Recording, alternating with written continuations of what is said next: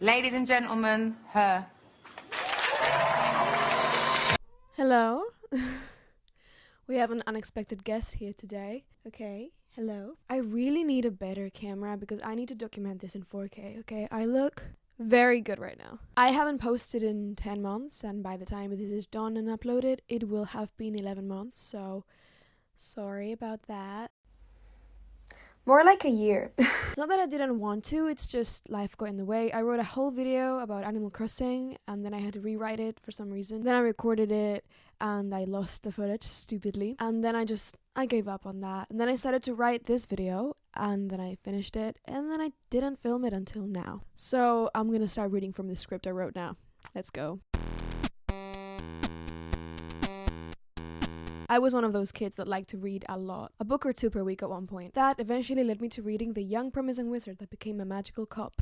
And you might not be aware of this, but those books were turned into movies to varying degrees of success. And in the fourth movie, they cast 19-year-old Robert Pattinson to play Cedric Diggory. I was 7 years old when that movie came out, and I fell hard. To this day, Robert Pattinson is like my number one crush on any human being that's ever lived. Anyway, so I was 7, and that is the age at which I started to read, thanks to future video protagonist Geronimo Stilton, or Geronimo Stilton as I would say. And that, paired with my crush on Robert Pattinson, led me to Twilight. I actually don't know what came first, if it was the movie or the books, but I was about 13 years old when it happened. I remember being just so enthralled and fascinated by the books. Bella's love for Edward set my standard for future relationships. Very nice, I know. I drank up every word and took it as gospel, the immovable truth about love. Through Bella's adoration and Robert Pattinson's face, I became obsessed with Edward, which is why from the get-go I was Team Edward, but then my reasoning evolved beyond that because I realized that Bella was never Team Jacob. Even in New Moon, when Edward's left her and she ponders dating Jacob, she says it'll never be like the true love that she feels for Edward. Being with Jacob for her is a selfish attempt at survival. So if Bella would always choose Edward, then so would I. Not that I never liked Jacob, I did have a heavy Jacob phase at one point, but I liked him for me rather than for Bella. Or resume. What the fuck, Stephanie? My Twilight as a special interest was long and it was intertwined with other books that I was reading, like The Hunger Games and Divergent, of course. My brother was a Twihard as well, and we used to watch the movies every weekend, at least one of them. We knew all the lines to the movies, and now I again know all the lines to the first one because I've watched it so many times. I actually asked my brother if he had anything he wanted to say about the movie, and he sent me some stuff, so I'm gonna read it to you. I'd like to say that Kate Stu is my queen. She did a fantastic job with the character that was written. In all seriousness, loved the movie, and it was my first experience with independent cinema. Keyboard smash. The first will always hold a special place in my heart. It was mainstream but independent. Now I can appreciate the effort, so well done. Thank you, King. Also, shout out to you, babes, because you took the piece that attaches the camera to the tripod, so I've had to use the elastic from a face mask to attach it. I read the first book a bunch of times because I loved the leading up to Bella finding out Edward was a vampire. It was very chaste and mysterious and exciting, and I was very jealous that she had a hot vampire to watch her sleep every night. That was my dream back then, and it still kind of is. Honestly, the vampires look like this, they can do whatever they want. But you know, life goes on, so Twilight got put in the back burner and I moved on to other things. At least until 2020, which is when this book came out. The first Twilight book, but from Edward's perspective. This is everything I've ever wanted because I love the first book and I love Edward. At this time, I had already been dipping my toes in ironic Twilight appreciation in the whole Twilight renaissance of 2020. I also started to follow accounts on Twitter that posted Twilight stuff and watched every video essay I could find on the topic, and slowly but surely the ironic appreciation turned into genuine love for the series. Again. And I re-entered my Twilight phase at the age of 22. However, my love for this series comes with many caveats and asterisks. The books have a lot of bad stuff in them that I do not condone. Dominic Noble has a really good video series about it in which he talks about all the weird shit that Stephanie put in there that I think you definitely should watch, especially if you're like me and you're kind of in your Twilight phase again but you haven't read the books in a long time, so you don't remember how bad they can get. And Shane Spear posted this really good video about it yesterday, and I watched it today at work. It was really good, and I also recommend you watch it as well. And there's something I've seen a lot of people talk about when talking about Twilight that I think is really important, so I also want to talk about it. The Kilut tribe, who Stephanie misrepresented in her books and never spoke to directly before the series came out, is collecting funds. These funds will go to, as it says on their website, secure the future of the Kilut tribe by moving their at-risk community to the safe zone where the culture and heritage can continue to thrive for generations to come. Because of global warming, the area in which they are now is very susceptible to flooding, and so they need funds to move to a safer area. As far as I know, they've never been financially compensated for their feature in Twilight, which is crazy because Twilight would literally not exist without them. And I think if you've ever spent any money on Twilight and or you just want to help, you should definitely donate if you can. So I'm going to link the website and where you can donate down below. Okay, I'm finally gonna talk about the movie now. There is something I believe incredibly strongly and I've given so much thought to, and I'm only being about 13% ironic when I say this. The first Twilight movie is good, and not just good, but it's the best one. How much of this is nostalgia speaking? I will give you 24%. And how much of it is it the since I'm going to hell scene? Maybe another 13%. But the rest is my genuine opinion. I just did the math for that, and it turns out to be 50% my opinion, and I was more trying to go for a 70-30 thing, so I think it's pretty obvious that I stopped doing math at 16. There's a lot that differentiates the first movie from the others. For starters, it was an indie movie with a budget of about $37 million. It was the only one directed by a woman, Catherine Hardwicke. For the film's 10th anniversary, she did an interview with a Hollywood Reporter. There she talks about how the movie broke all expectations by raking in $69 million in the first weekend, very nice, and about $400 million overall. I wish it had been 420. I have the humor of a 12-year-old kid. Based on the performance of earlier similar projects, the movie had only been expected to make about $29 million. The cast was all young and new actors who had no idea the impact this movie would have on the rest of their lives. Catherine called Robert and Kristen indie kids, which I think is very cute. She talks about how they didn't have committees given her notes, and they were not being watched by big-time producers, and they didn't even have a test screening. They didn't have the pressure to hit blockbuster marks. Anyway, the movie's good. I shall continue. Before I get sappy, which I absolutely will do, I want to talk about some cute and quirky stuff about the movie that I really like. So in a list, in no particular order, opening with Bella carrying a cactus in her hand from Arizona to Forks is very iconic. Jasper's hair was certainly a choice. But what if I told you it was supposed to be Edward's hair instead? Yeah. An excellent portrayal of teenage boys with Eric with the worm and La Push and Tyler almost drinking the compost tea. Anna Kendrick's Jessica is so good that she gives me war flashbacks to school with all the mean girls. She gives one of my favorite performances. Lauren's titties, Veronica saying, "I'm the one with the wicked curveball," James dying. Is she even Italian? Her name's Bella. That is comedy. Twilight is a comedy. That might be my favorite scene in the entire saga. It would fit right in with one of those Glee out of context videos. One of the 12 apostles might have been gay. And my guess is Simon, because that name's the gayest. Team Gay, you may now proceed to the next checkpoint without fear of violence. Is she even Italian? Her name is Bella. Hey, what is this? What happened to Miss Speed of family? Hey! Oh, please. She has a family. She's a mother. Walk away! In that scene, and this is something I've always thought about, Edward knew they were gonna make her food. He saw them planning it and going to the grocery store, so he could have just gone down very quickly and told Bella to not eat before going to his house. Even if they didn't tell him directly, he can still read their minds and know what they're gonna do. So he deliberately chose to not tell Bella about it so that she wouldn't eat beforehand, which is, I think, what I would do as well, because why would I assume vampires are gonna cook for me? They are vampires. Basically what I'm saying is that Edward wants to watch the world burn, and I have to respect that. I'm watching it again while I edit, and I realize something. Like, Edward is such an obvious virgin, because, like, okay, he doesn't sleep, but people can still use beds to fuck, so the fact that he doesn't have a bed is like, no bitches? The baseball scene. What is there to say except pure excellence? Single-handedly raised a generation of bisexuals, and supermassive black hole playing in the background. Come on now. Maybe it's because I'm as dumb as Bella, but I wouldn't really be afraid if an Edward-looking vampire told me that he's designed to kill, because so is my cat, and I love her very much. This scene. If you picture my personal hierarchy of Maslow's needs, this scene is all of the tears. Esme looking like she rather enjoys being bitten.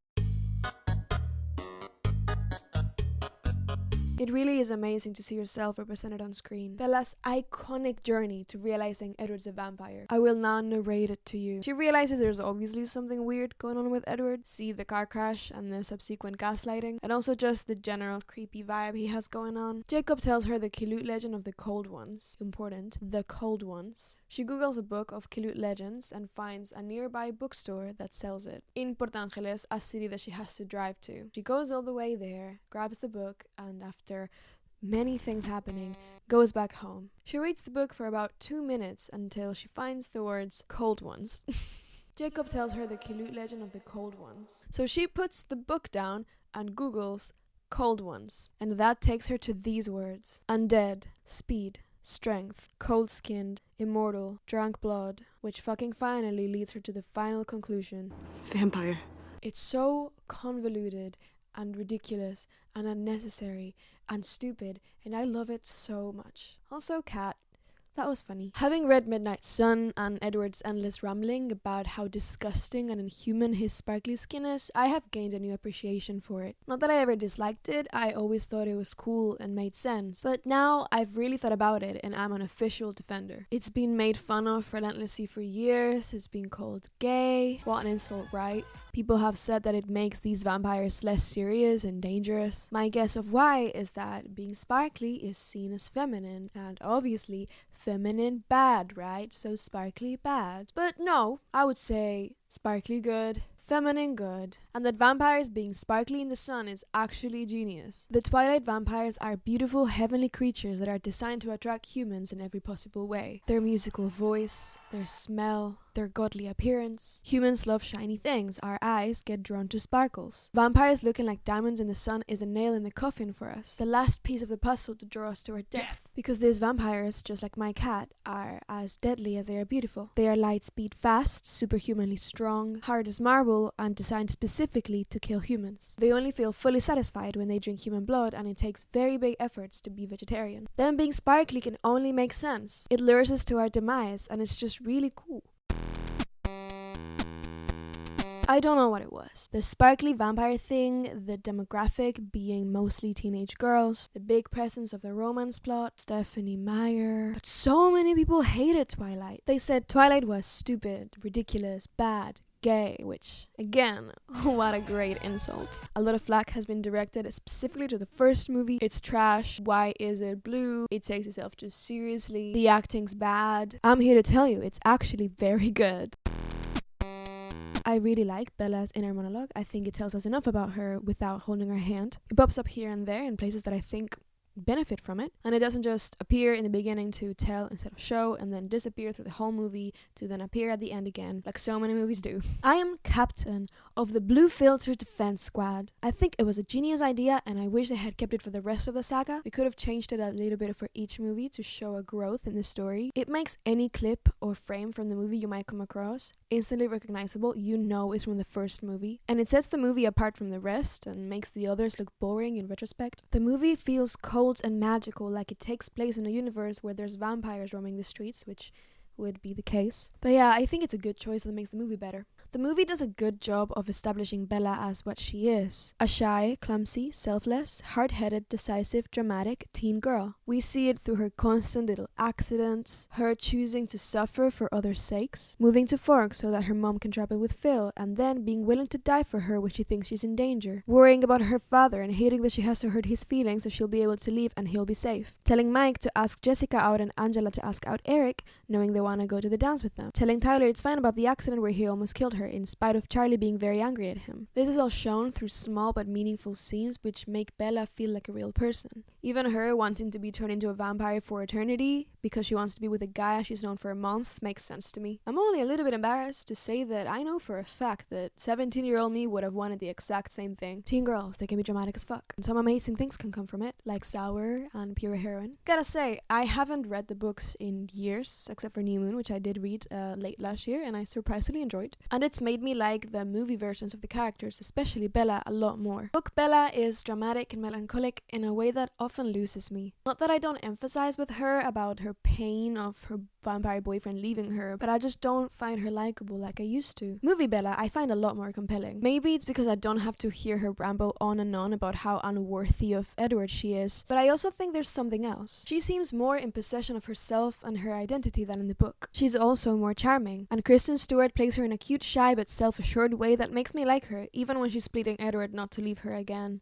Girl, get up. So yeah, I'm team Movie Bella. Having read Midnight Sun and watched the movie about 10 times after that, not an exaggeration, the movie does a great job of telling the story in a slow but dynamic burn that doesn't give space for boredom, unlike the book. And I love Edward, so I savored every word of his unending self-hating inner monologue, his masochistic ramblings. And even I will say, the story drags a little.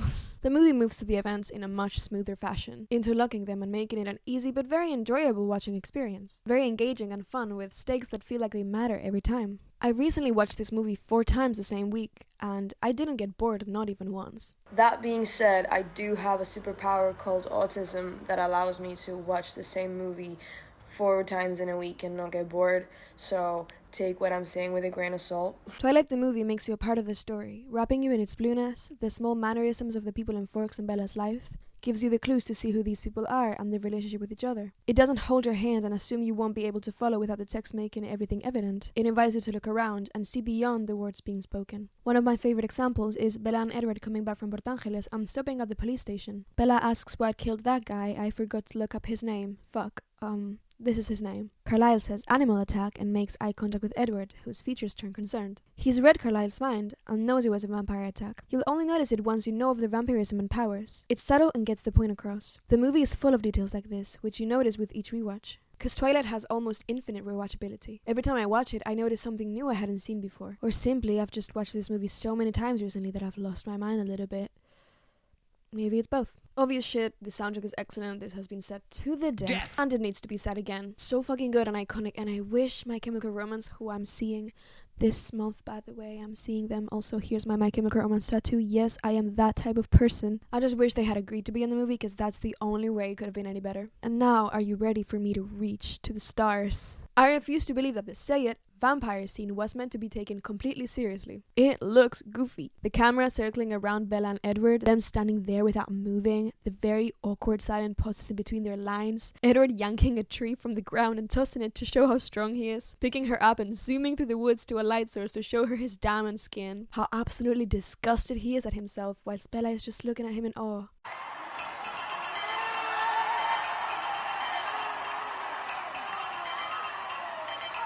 Everybody says that Rob and Kristen are just 2 good actors that gave a bad performance because they were directed to give a bad performance, and I disagree. Edward is a weird, creepy, abusive guy obsessed with a teenage girl because he wants to eat her, and she smells so good to him that he wants to kill everyone in chemistry class so he can kill her. Bella is an awkward, shy teen girl with a huge crush on a very hot dude who turns out to be a freaking vampire, and who has a very dramatic internal monologue. They play them exactly as they are. It's incredible performances. It's awkward and weird because their characters are awkward and weird. I don't think Bella and Edward's love and devotion for each other is meant to be taken completely seriously. To a point, yes, and in the books, absolutely. But in the movie, the way it's portrayed leaves a little bit of space for humor. It's like it's both serious and not serious at the same time. On surface level, the movie is telling us, look at these 2 teens, one human, one cryptid, head over heels for each other.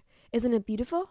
Isn't it compelling? But there's air, space between Edward and Bella and us, leaving us enough wiggle room to think about it, to observe as it's happening, and to go further than what's being shown to us. We're supposed to see through the ruse, that it's not exactly what it is. It's an exaggeration, almost a parody of itself. And I don't think teens were meant to see through. I certainly didn't. But I do now. It was put there for people like me, people who've grown up and now understand love is more than infatuation and desire and longing stares and saying you would cause your own demise if your lover were to perish. Ugh.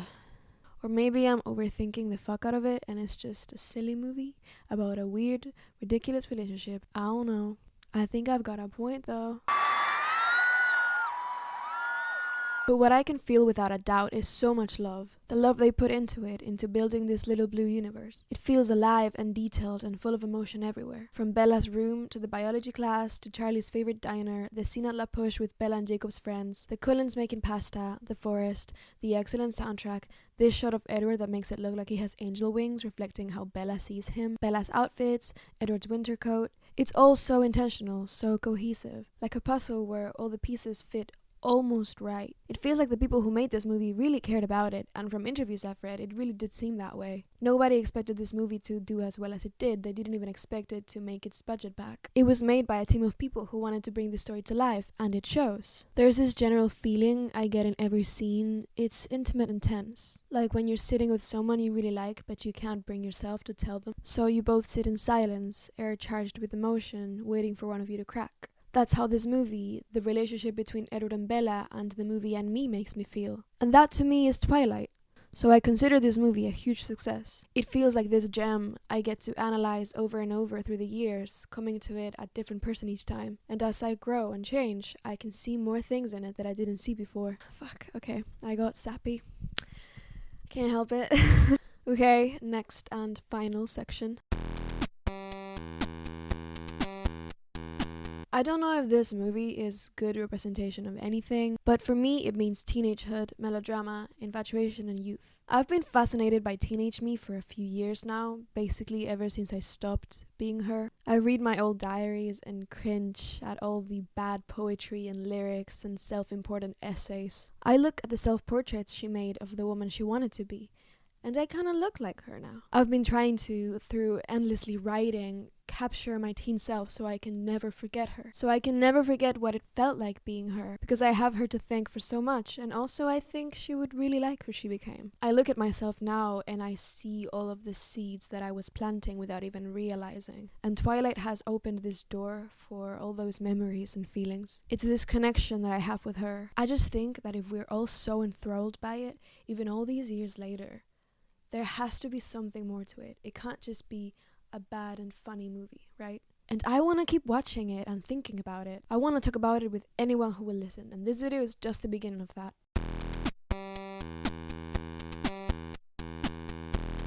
I want everybody to know that I went to the Dan Howell tour. It was very good. I laughed, I cried, and got my life changed. Now